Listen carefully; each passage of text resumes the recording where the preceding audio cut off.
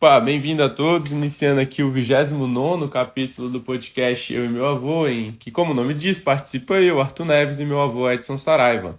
Nós estamos estudando o livro Carta de um Diabo Seu Aprendiz, do C.S. Lewis, e hoje nós vamos fazer a leitura da carta 24 desse livro.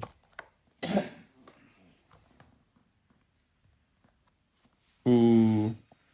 O senhor quer fazer alguma consideração inicial? É só lembrar sobre o tema anterior, né, que ele discorre sobre o Jesus histórico, né,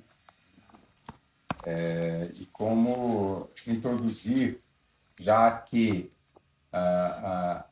o nosso paciente, vamos dizer assim, o nosso, do ponto de vista deles, né, o vermezinho humano, realmente quer ser cristão.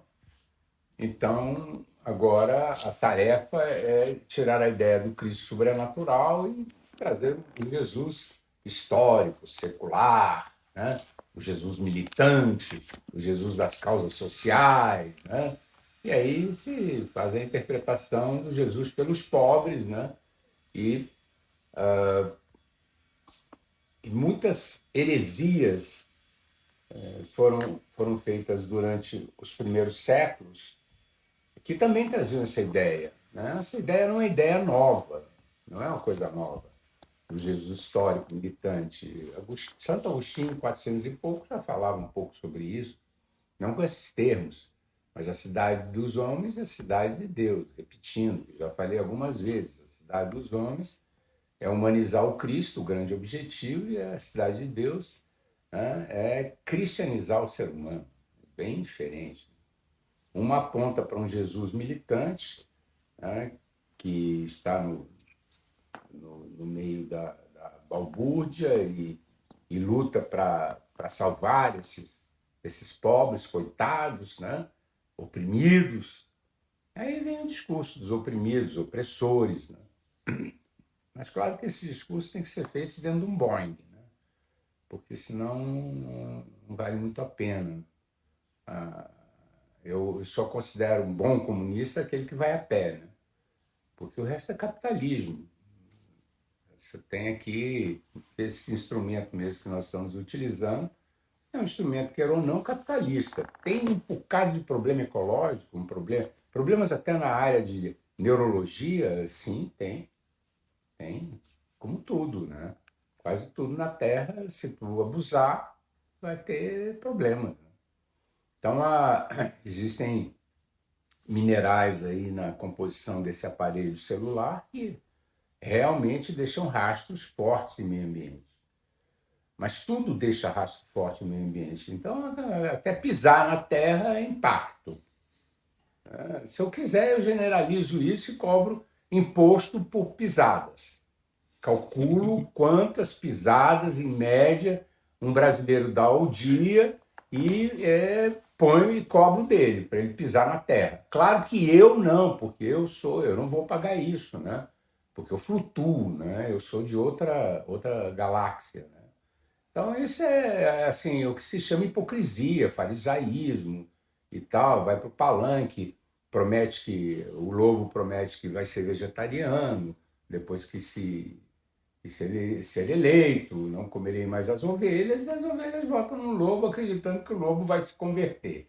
Realmente é interessantíssimo isso. Né? E a humanidade, aí você vê a situação, por exemplo, do Rio Grande do Sul. Né? É uma comparação imediata. O Brasil Paralelo fez uma reportagem muito interessante, né? E é acessível, né? O, o, o resgate. Vou disponibilizar o link na... O resgate. Que eles mostram lá, eu acho que no quinto, no sexto dia, um desastre absurdo acontecendo, que eu tive lá. Eu tive lá pelo 10º dia, 10º pouco, 10º, eu nasci lá. Tem até que ver a data, né? Quando eu estive, estava ainda no auge, mas já tinha baixado as águas, né? 15º. Eu imagino o que era nos inícios. E aconteceu concomitante ao show da Madonna. Então, ali está o Brasil. Naquele dia, está expresso o que o Brasil é. O Brasil é uma tragédia e o show da Madonna, metaforicamente falando. O Brasil é isso. O Brasil é uma tragédia e o show da Madonna. Tem aqueles que vivem dentro de uma tragédia brasileira, anunciada por Rui Barbosa em 1908. Ele lá no parlamento, no Rio ainda, ele disse: o parlamento, na monarquia, era uma casa de estadistas. Na república, um balcão de negócios. Então, é um balcão de negócios que nós estamos. Né? E não adianta eu terceirizar esse problema. Vai ter um salvador, fulaninho de tal, que vai me salvar desse problema e eu vou continuar aqui do mesmo jeitinho. Não. Por exemplo, observatórios, uma coisa muito importante seria toda cidade ter um observatório civil. A sociedade civil criar observatórios para ver para onde vai a grana. Não precisa ver mais nada, para onde está indo o dinheiro. No legislativo, no executivo, no judiciário. E aqui em Brasília a gente cuidar de um observatório que fizesse essa prospecção do dinheiro a nível federal.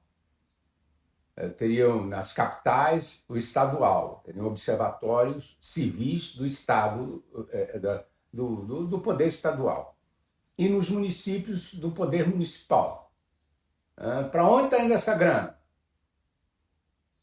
Por exemplo, o Rio Grande do Sul prometeram 1 bilhão, chegou a 100. E o Rio Grande do Sul, se tu for ver quanto que o Rio Grande do Sul paga ao governo, e aqui não é ao Estado, não é governo, e o governo está se alternando, não mudou nada. Bolsonaro ou Lula da Silva, vem isso, eu não sei prospectar de onde vem esse negócio aqui que eu vou dizer. Já deve ter começado com essa tal de Constituição Cidadã do Ulisses Guimarães. Né? Que nem isso é mais. Deformaram toda. Os estados mandam grana para a federação. Tem um percentual lá, Pacto Federativo, o nome do negócio. Que é um negócio. Né? Os estados mais ricos pagam mais. Bom, coisa boa. E a federação cabe devolver aos estados uma cota e mandar uma cota para os estados mais pobres, uma cota mais alta. E os estados mais pobres pagam menos. Os estados mais pobres são no Nordeste, né? Obviamente, no Norte, Nordeste. Eu gostaria muito de fazer, e um dia eu vou treinar um robozinho, eu vou encontrar uma pessoa que seja um treinador de dragão, um treinador de robozinho, vou comprar o direito de um robozinho só fazer o que eu quero. Eu quero saber, desde o início desse pacto federativo, quantos os estados mais ricos mandaram para a federação, quanto foi para os estados mais pobres, quantos estados mais pobres pagaram para a federação, quanto a federação pagou para os estados mais ricos. O do Rio Grande do Sul, eu só vi de 2021 para cá. O Rio Grande do Sul é credor. A federação, esse pacto federativo, que quem cuida é o Ministério da Fazenda, e quem manda no Ministério da Fazenda porque os trouxas, nós, antes eu dizia otários, mas agora com Harry Potter eu digo trouxas. Votamos em alguém, num partido político, para ficar no governo que quer dominar o Estado. Claro que quem perde, já sabes quem perde. É o bom que quem governa coloca no Estado quem quer. Então, ele domina o Estado porque ele coloca os próceres, vamos dizer assim, né? Os apaniguados, os puxa-sacos, é um nome correto, né? O puxa-saco corrupto, né? De vida desregrada, mas que no palanque promete ser vegetariano. Então, essa é a nossa situação no Brasil. Há muitos e muitos anos. A República foi quando? 1889. O Rui falou em 1908. Você tem quanto? 11, 19 anos. 19 anos de República já era isso. E 19 anos de República ele também fala sobre a ditadura do judiciário. Praticamente no mesmo momento. Ele fala da ditadura, que é a pior ditadura que tem, tu não tem para onde recorrer. Então nós estamos aqui. Eu entrei nessa história do Jesus histórico. Isso tudo é construído por uma base de fazer os pobres não mais pobres, que eles fiquem bem de vida. Né? Porque o Estado vai arrecadar e vai distribuir. Aí tu olha para o Nordeste e vê se aquele povo lá está bem de vida, rapaz. Você está vendo que não é um sistema de corrupção, de vasos comunicantes de corrupção? Porque se funcionasse uma coisa dessa, já estava tudo resolvido, porque são bilhões, trilhões. Se a gente for ver desde a época que se fez esse pacto federativo, provavelmente são trilhões que foram para lá. Cadê, mano? Aonde está isso? Aonde estão os estudantes? A situação da educação brasileira é uma falência aguda. Nós estamos com um paciente na UTI em respiradouros, sendo mantido artificialmente vivo, que é a educação brasileira. Ela é mantida viva, essa história, porque dá muito dinheiro. Mas muito dinheiro. É muita grana que roda nos vasos comunicantes da educação brasileira. E o povo e a garotada cada vez mais analfabeto, uma vergonha. Não sabe dizer nem o que é a capital do Rio de Janeiro. Aliás, não sabe nem o que é Rio de Janeiro. Tem lugares aí que não sabe. Fizeram umas entrevistas, um rapaz pretinho, né? Porque eu ainda continuo. Tudo que é bom no Brasil é preto. Eu quero ganhar uma grana preta, o feijão é preto, porque era a tradição brasileira. Os brasileiros não eram racistas. Eles colocavam os nomes das coisas boas de preto. Feijão preto. Todo mundo quer um feijão preto. Eu quero ganhar uma grana preta. Agora, a peste é negra, né? A fome é negra, né? Então, até isso mudaram. Porque na monarquia eram os pretinhos. Nosso maior escritor, sem sombra de dúvidas, que é Machado de Assis, que consegue pegar algo assim trivial do dia a dia e fazer um digging, né? Um aprofundamento, chegar até mostrar o bem e o mal ali, a luta do bem e mal, Esaú e Jacó, por exemplo. Pegou uma coisa banal, do dia a dia, trivial, e aprofundou até o drama, um drama de Dante, né? Digno de Dante. Isso é Machado de Assis, que era mulato, né? Era mulato. Nosso Brasil. Agora ficou essa doideira aí. Não, mas vamos lá, senão eu já fiquei bravo. Então é isso. Tira da cabeça dele o Jesus transcendental e coloca o Jesus marxista.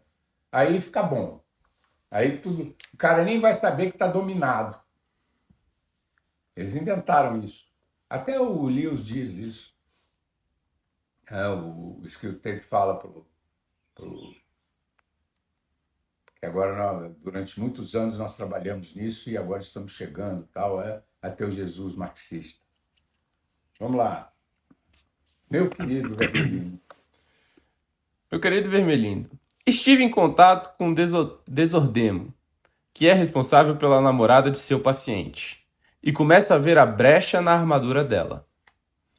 Trata-se de um pequeno e discreto vício que ela compartilha com quase todas as mulheres, que cresceram em um círculo de pessoas inteligentes, unidas por uma crença claramente definida.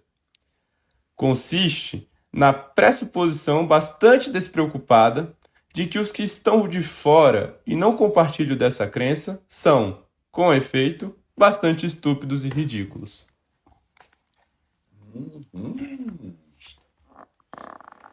Os homens que costumam... Peraí, garotão.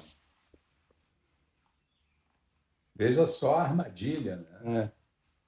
Uma vaidade, né, intelectual e uma vaidade espiritual, né? Uhum. Quem está no meu círculo compartilha das minhas ideias é puro. Os de fora, não. Você vai ver isso com os marxistas também. De determinada maneira, eles estão na mesma página dos marxistas. Quem é do meu grupo, quem compartilha das minhas ideias é puro. Quem está fora, não, é estúpido. Acho que essas ideias aqui eles mandaram bastante pro pessoal da escola de Frankfurt e para Sawalinski, né? Uhum.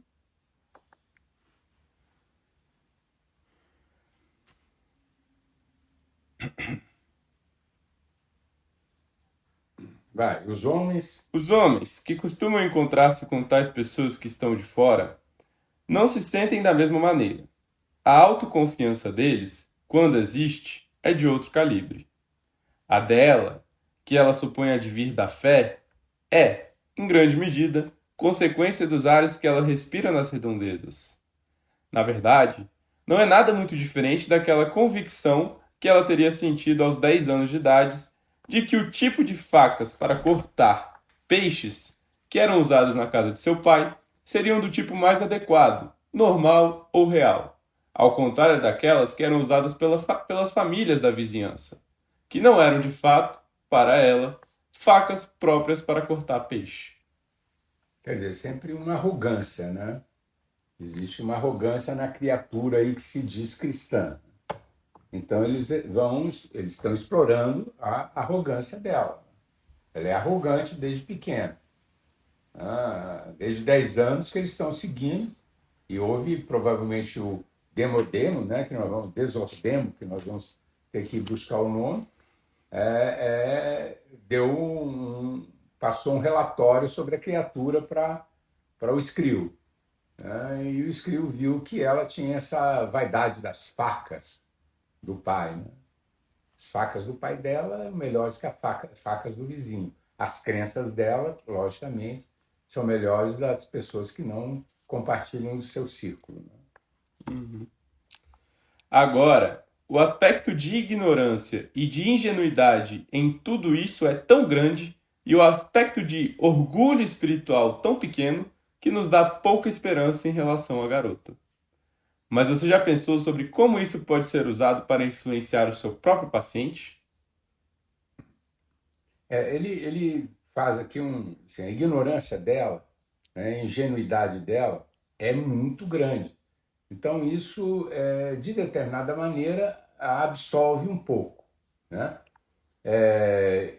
E o aspecto de orgulho espiritual dela, né? Ele medindo, ele provavelmente encontrou que não é tão grande quanto eu pensei, é menor. Ela é mais ingênua, é bobinha e ignorante, né? Do que orgulhosa, provavelmente. Né? Eles conhecem mais dela do que eu. Né? Agora, ele quer usar isso para o absinto chegar junto. Né? Começa bem. É sempre o principiante quem exagera. A pessoa que ascendeu na sociedade é excessivamente refinada. O jovem estudante é pedante. Nesse novo círculo, o seu paciente é um principiante. Dia após dia, ele está ali presenciando uma vida cristã cotidiana de uma qualidade que ele nunca antes imaginou, que enxerga por meio de um óculos cor-de-rosa porque está apaixonado. Ele está ansioso, na verdade, é o inimigo que o está comandando para imitar essa qualidade.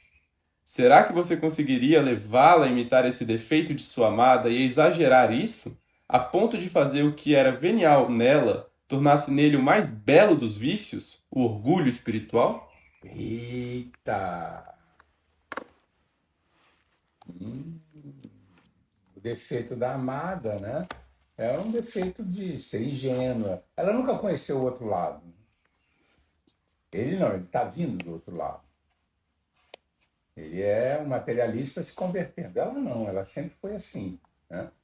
porque a família era assim. Então ela tem um perdão pela ingenuidade dela, né? Conhece o outro lado. Ele não. Ele pode se tornar um orgulhoso espiritual grau 9, né? Então, como é que nós vamos fazer para torná-lo assim, né? O mais belo dos vícios, o orgulho espiritual. Vamos lá. As condições parecem ideais. O novo círculo de amizades dele é um grupo do qual ele está querendo ficar orgulhoso por outros motivos além do cristianismo. Trata-se da sociedade mais bem educada, mais inteligente, mais agradável que ele já encontrou. Ele também está um tanto iludido quanto ao lugar que ocupa nela. Sob a influência do amor, ele ainda pode pensar que é indigno da moça, mas está rapidamente parando de se achar indigno dos demais. Ele não tem noção das concessões que lhe fazem por causa do carinho que eles demonstram com um novo membro da família. Nem em sonho ele imaginaria que suas conversas e suas opiniões são reconhecidas por eles como meros ecos das conversas e das opiniões deles mesmos. E ele sequer suspeita de que o prazer de que ele usufrui com esse povo seja, para ele, decorrência da energização erótica que a garota espalha ao seu redor. Energização erótica. Na verdade, ele está agarrado ali pela, né, o sexo está forte ali, ele está se convertendo, né, ele está fazendo qualquer negócio pela guria. Ele pensa que gosta da conversa e do estilo de vida deles por causa de alguma semelhança entre o próprio estado de espírito e o deles, quando, na verdade, eles estão tão acima dele e, portanto, se ele não estivesse apaixonado, estaria meramente intrigado e se sentiria repelido por muito do que ele agora aceita. Ele é como um cachorro.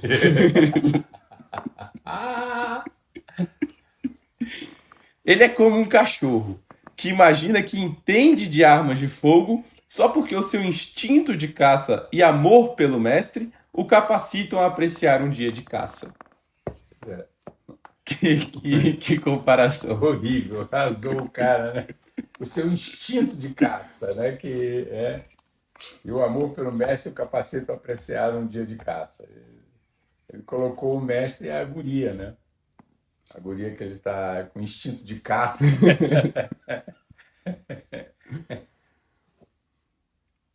Aí está a sua chance. Enquanto o inimigo, por meio do amor sexual e de pessoas muito agradáveis e bastante avançadas em seu serviço, dirigem o jovem bárbaro.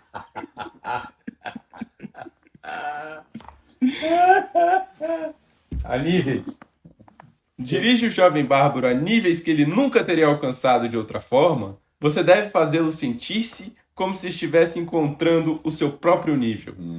Que essas pessoas são o seu tipo e que, vindo para o meio delas, ele esteja em casa. O jovem bárbaro. Então tem que ficar metralhando na cabeça do jovem bárbaro que, na verdade, ele encontrou, né, agora o lugar dele, porque ele sempre esteve nesse lugar. É uma obnubilação mental completa. Tirar totalmente da cabeça dele o passado, que ele já foi. Ele vai esquecer do passado, quem ele foi. Ele vai achar que aquele lugar ali ele sempre esteve, é o lugar dele. Isso é uma hipocrisia espiritual extraordinária. Além do orgulho, né, a hipocrisia de não se lembrar de onde veio, não se lembrar de si, né, afasta completamente qualquer sinal de uma humildade real de conversão. Ele vai achar que agora sim ele encontrou o lugar dele. Uhum. Quando ele se despede deles para se juntar a outro grupo, será tedioso. Em parte, porque qualquer grupo social ao seu alcance é, de fato, menos divertido. Ainda mais porque ele vai sentir falta do encantamento da jovem. Você deve instruí-lo a confundir esse contraste entre o círculo que lhe dá prazer e o círculo que o entedia, com o contraste entre cristãos e incrédulos. Ele deve ser levado a sentir, mas é melhor que não transforme o sentimento em palavras. O quanto nós, cristãos, somos diferentes. Uhum.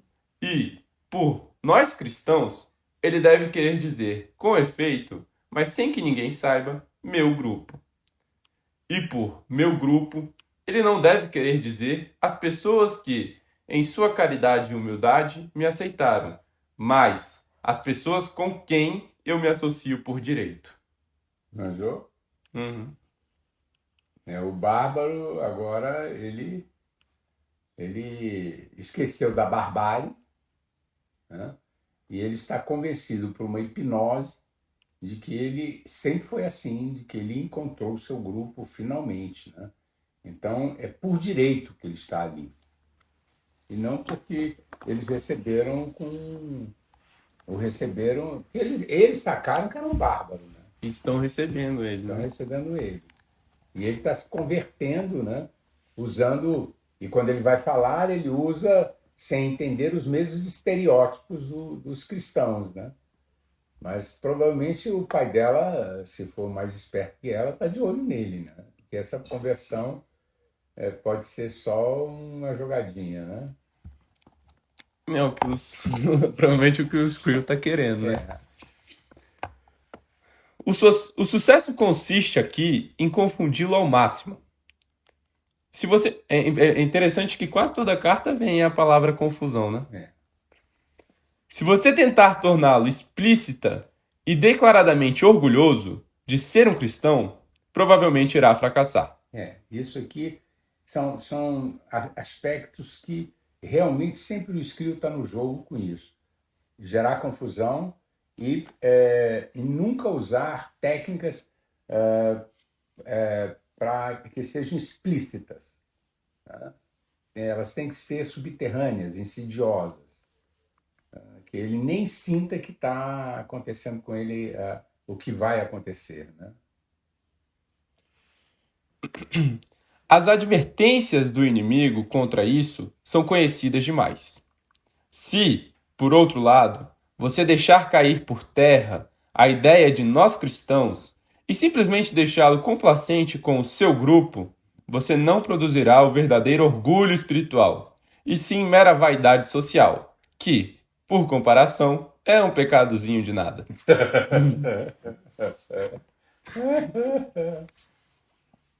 O que você deseja é alimentar uma mistura de pensamentos autoelogiosos que o mantenham ocupado demais para lhe permitir levantar a questão: sobre o que exatamente estou me congratulando? A ideia de pertencer a um círculo íntimo, de estar em uma fraternidade secreta, é muito doce para ele. Aproveite-se disso. Ensine-o, usando a influência dessa menina, quando ela estiver nos momentos de rara tolice, a adotar um ar de diversão à custa das coisas que o incrédulo diz.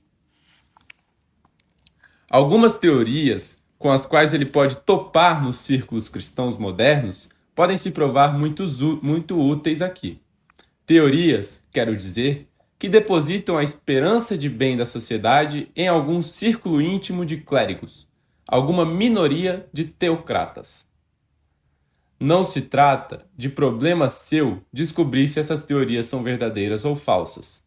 A grande coisa é tornar o cristianismo uma religião do mistério, em que ele se sinta um dos iniciados. É paradoxal isso, né?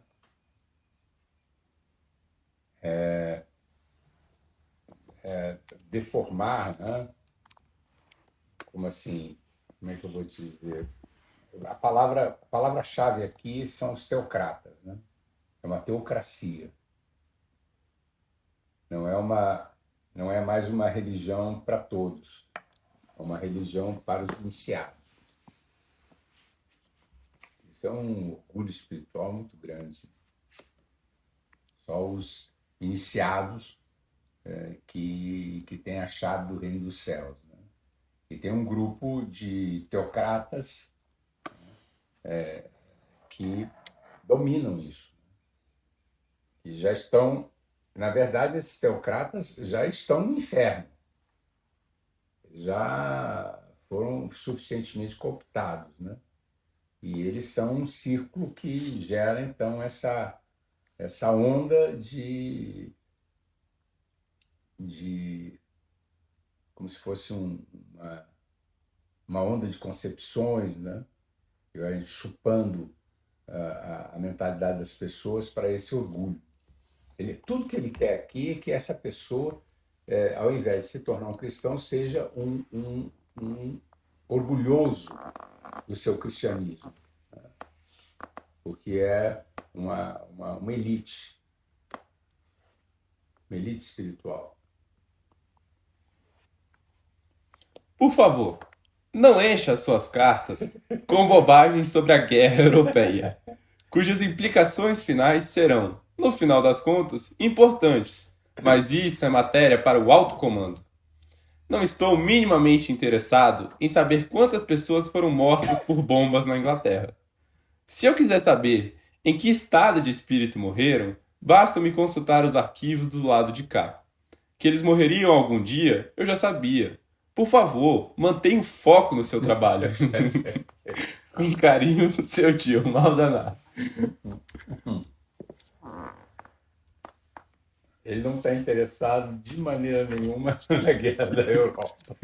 Ele está interessado na alma desse cidadão. Tá bom.